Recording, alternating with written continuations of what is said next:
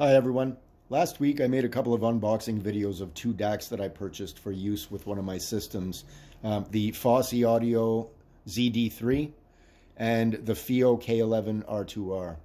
Now, in comparing both of those DACs last weekend, I recognized that both of those DACs have their strengths and their weaknesses.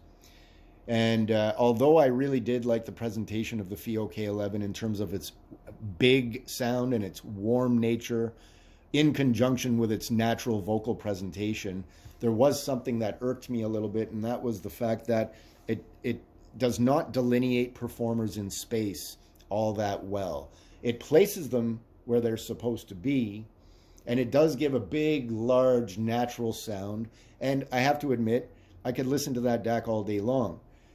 However, I do prefer a little bit more delineation of the performers in space to give them more three-dimensional positioning in space. So I recognize that as a weakness of the K11, and after doing a little bit more reading and watching other review videos of the FIIO K13 R2R, I decided to give the K13 a little bit of a go, just to test it out to see if it does outperform the K11 R2R in the ways that I felt the K11 was lacking. So I thought I'd do a little unboxing video of the FIIO that I just received today.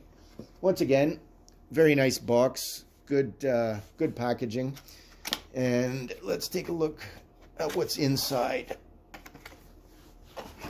So just like the K11, it's very nicely packaged. Let's see what it's got for peripherals.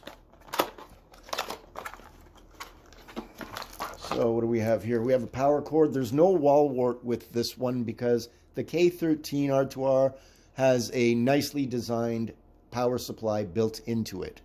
So it is a switching power supply, so you still have an option to upgrade to a linear power supply somewhere down the line, but at least some effort has been put into this one's power supply here.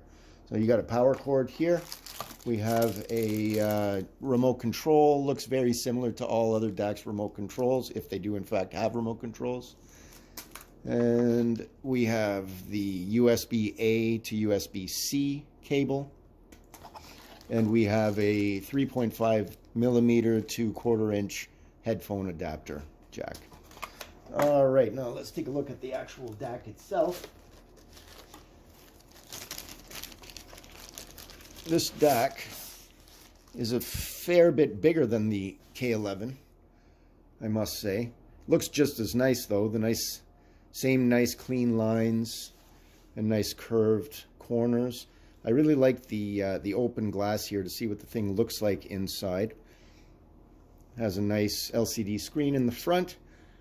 1/4 inch headphone jack here. 4.4 millimeter headphone jack here. It's a balanced jack, allegedly. Apparently. On the back we have Bluetooth connection. Let's take that out of the way. So this unit comes with Bluetooth, unlike the K11. Here you have a switch and your power cord attachment. We have here a switch in power from AC to DC. There is a DC in port right here. We have an optical in, coaxial in. We have two lines out, which I think for me will come in quite handy. I wouldn't mind at all connecting this DAC to two different amplifiers at the same time. That would be wonderful for me. I think I'm gonna really like the use of this if this DAC stays, if it passes muster in terms of sound quality. And we also have the XLR balanced outputs here. So looks very nice.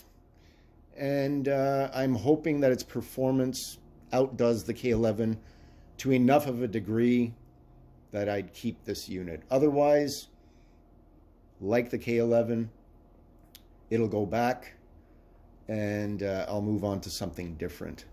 And see let's take a look at the quick start guide. Quick start guide is nice quality, just like you get with the K11.